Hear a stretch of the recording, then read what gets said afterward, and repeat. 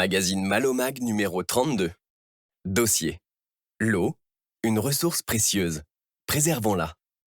Adapté en audio par les yeux fermés. Sommaire. Piste 2. L'eau. Rare et précieuse sur le pays malouin. Piste 3. Le territoire malouin. Piste 4. Tous concernés. Des actions, des pistes, des évidences. Régie malouine de l'eau. Ville et agglo à fond sur les réseaux. Piste 5. Et nous, on fait quoi? Dossier tiré du magazine Malomag numéro 32. Malomag, trimestriel d'information de la ville de Saint-Malo. Directeur de la publication, Gilles Lurton. Malomag est piloté par le service communication de la ville de Saint-Malo.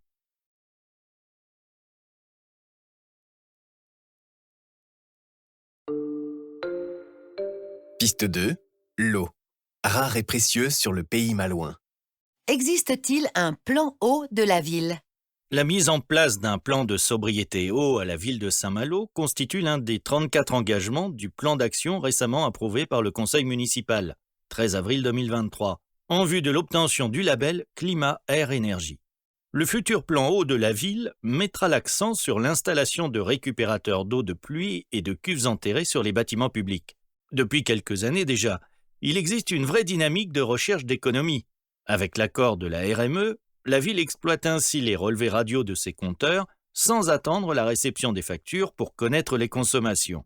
Dès le début de la sécheresse 2022, la ville a pris la décision de ne pas remettre en service les douches de plage et les fontaines d'ornement.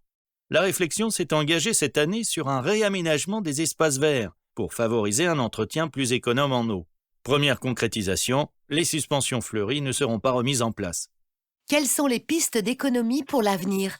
Pour réduire le risque de pénurie, la ville veut optimiser l'exploitation du réseau public de distribution avec pour objectif prioritaire de minimiser les pertes en eau de son réseau.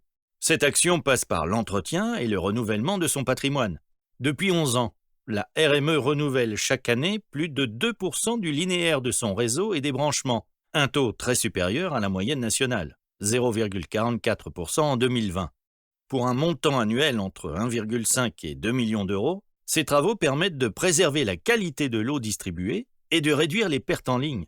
À plus long terme, nous explorons plusieurs pistes afin d'éviter tout risque de pénurie. Comment sensibiliser et impliquer les consommateurs? Associés à nos partenaires historiques, Saint-Malo Agglomération, syndicat eau du pays de Saint-Malo et eau de Beaufort, la ville a incité dès 2022 les consommateurs à mieux maîtriser leur consommation via de multiples canaux de communication. Particuliers, administrations ou entreprises. L'eau, c'est la vie. À nous de préserver collectivement ce bien commun. À chacun de s'impliquer pour changer ses comportements et investir dans des équipements plus économes en eau. Guillaume Perrin, adjoint au maire et président de la RME, Régie malouine de l'eau.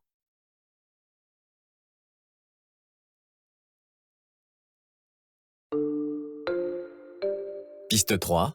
Le territoire malouin. Anticiper l'avenir avant que... Face à des besoins en eau potable toujours croissants, les 5 collectivités adhérentes au syndicat mixte eau du pays de Saint-Malo s'appuient aujourd'hui sur la production des usines de Bois-Joli, Beaufort-Landal et importent de l'eau des Côtes d'Armor. Oui, mais demain. La question est légitime car si l'on sait faire face à nos besoins en eau en période normale, y compris lors des pics touristiques, les effets du réchauffement climatique sont bel et bien là et aggravent inéluctablement la situation. Côté réchauffement climatique, on tend vers le scénario du pire. Et le pire pour notre territoire serait la succession de 2 années sèches.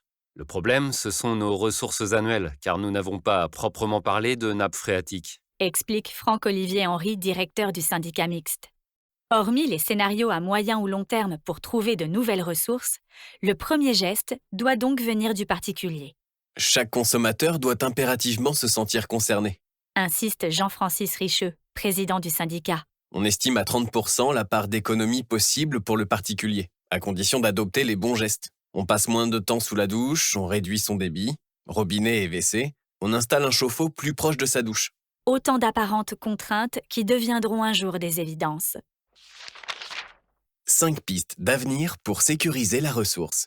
Augmentation du volume importé depuis les Côtes d'Armor et acheté au syndicat mixte Arguenon-Penthièvre, SMAP. création d'une prise d'eau en rance fluviale qui viendrait alimenter les barrages de Mirlou et Beaufort.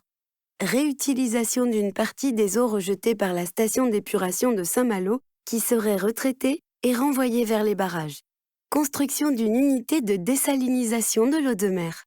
La rehausse de 3 mètres du barrage de Beaufort, ce qui ferait doubler la capacité de retenue de 1,3 million de mètres cubes à 2,6 millions de mètres cubes. Quelques chiffres. 9 millions. Les mètres cubes consommés par le pays de Saint-Malo, dont 6,5 millions pour l'agglo.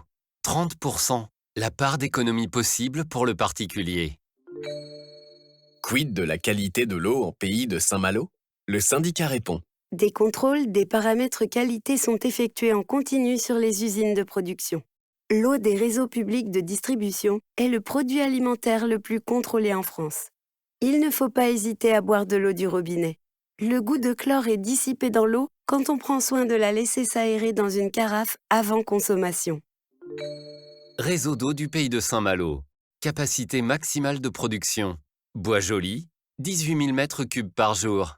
Landal, 2 000 m3 par jour. Beaufort, 18 000 m3 par jour. Capacité maximale d'importation. Côte d'Armor, 10 000 m3 par jour.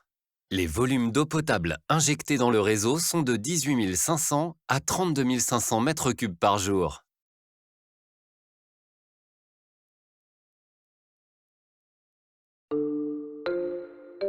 Piste 4. Tous concernés. Des actions, des pistes, des évidences. Régie Malouine de l'eau. La recherche des fuites. Depuis 2022, 150 000 m3 économisés. Pour intensifier les recherches, la RME a sectorisé la ville en 30 zones associées à 30 débitmètres, ce qui permet une intervention plus rapide en cas d'écoulement anormal. Elle a également installé des prélocalisateurs de fuite, une 50aine aujourd'hui, une 100aine prévue en 2024, et dédie un poste à temps plein à cette activité. Les résultats obtenus sont déjà remarquables. Explique Jocelyn Pierrard, directeur de la RME. Passage en 2022 de 88 à 92% de rendement de réseau, ce qui a permis de puiser 150 000 m3 de moins dans la ressource qu'en 2021 et 2020, et presque 200 000 m3 de moins qu'en 2019 et 2018, soit 15 à 20 jours de consommation de la ville de Saint-Malo. La progression au-delà sera difficile. Un objectif de 95% de rendement permettrait néanmoins d'économiser encore 80 à 90 000 m3 sur 12 mois. Grâce aux travaux d'entretien et de renouvellement, le rendement du réseau est aujourd'hui de 92%. Rendement de réseau, rapport entre le volume consommé et le volume introduit dans le réseau. 320 km de réseau à entretenir. Chaque année, la RME renouvelle plus de 2% du linéaire de son réseau, canalisation et branchement, ce qui représente un budget annuel d'investissement de 1,5 à 2 millions d'euros. La durée de vie d'une canalisation est d'environ 60 ans, mais parfois, à cause de la nature du sol ou de la qualité des matériaux d'origine, cette durée de vie est moindre. C'est ainsi qu'à partir de l'automne, 7 km de canalisation datant de 1980 seront entièrement rénovés entre Kelmer et la Croix des Illes, soit 6 mois de travaux, en grande partie de nuit. Une tarification progressive pour inciter aux économies. Depuis des années, la RME pratique une tarification progressive. L'inflation importante de 2022 s'est répercutée sur les coûts de production de l'eau potable et sur les coûts d'entretien et de renouvellement du réseau de distribution. Les élus malouins ont fait le choix d'en atténuer autant que possible les effets sur les prix de vente d'eau, en passant de 2 tranches en 2022, la première de 0 à 200 m3, la deuxième supérieure à 200 m3, à 4 en 2023, de 0 à 120 m3, de 121 à 200 m3, de 201 à 1000 m3 et la dernière supérieure à 1000 m3. Ce choix politique permet de limiter l'augmentation subie par les petits consommateurs tout en incitant aux économies. Ville et agglo, à fond sur les réseaux. Séparer les réseaux pour récupérer l'eau pluviale. Envisager la réuse des eaux usées. La ville de Saint-Malo a encore 121 km de réseau unitaire, où eau pluviale et usée sont mélangées. À chaque aménagement de voirie, on en profite donc pour séparer ces réseaux et renvoyer les eaux pluviales vers les cours d'eau naturels. Détaille Nolwenn Conrad, directrice adjointe des cycles de l'eau à Saint-Malo Agglomération. Pour l'agglo, le but est de tendre à la récupération de ces eaux pluviales pour l'arrosage des espaces publics, tandis que le particulier doit songer aux récupérateurs d'eau. Pour la réutilisation des eaux usées, réuse, le sujet doit être envisagé sous des aspects réglementaires exigeants et soumis à des normes sanitaires très strictes, sans oublier les problèmes de stockage et de transport. Pour ce faire, l'amélioration de la qualité des branchements est au cœur des ambitions, car beaucoup d'assainissements non collectifs, fosses septiques, sont peu efficients. En période de sécheresse, le prélèvement dans le routouan n'est pas un sujet, puisque les prélèvements en cours sont interdits en période de sécheresse. Valorisation des eaux pluviales et des eaux à la sortie des stations d'épuration vont de pair avec la limitation de la consommation, ce qui concerne tout un chacun. Insiste Nolwenn Conrad.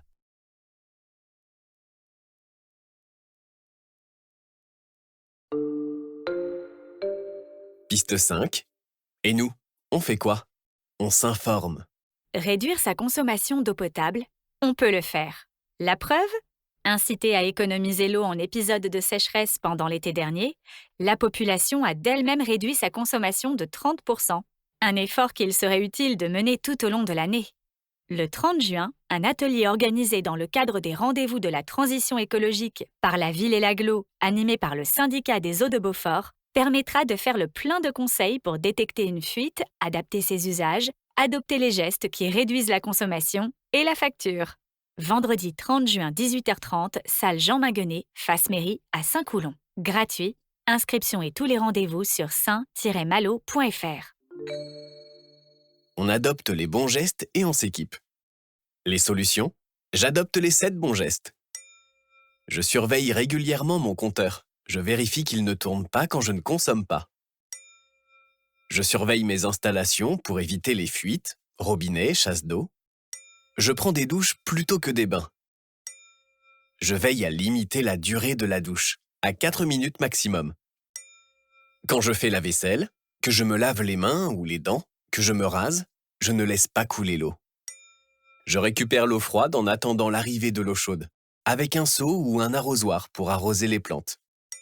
J'utilise à pleine charge le lave-vaisselle et le lave-linge. Je m'équipe. Réducteur de pression. Si la pression du réseau est supérieure à 2,5-3 bars, installé après le compteur, il protège l'installation et permet de réduire la consommation. Chasse d'eau de 3-6 litres. Permet un gain de 5 à 8 mètres cubes par an. Réduction de débit pour douche. À positionner entre le robinet et le flexible. Permet de réduire le débit à 8-10 litres par minute au lieu de 15-20 litres par minute. Mousseur ou aérateur. Disposé sur les robinets de la cuisine, 6,5 litres par minute, ou de la salle de bain, 4,5 litres par minute. Il diminue le débit d'eau sans perte de confort. Cuve de récupération d'eau. Installée dans le jardin, elle permet de récupérer l'eau de pluie pour arroser les plantes.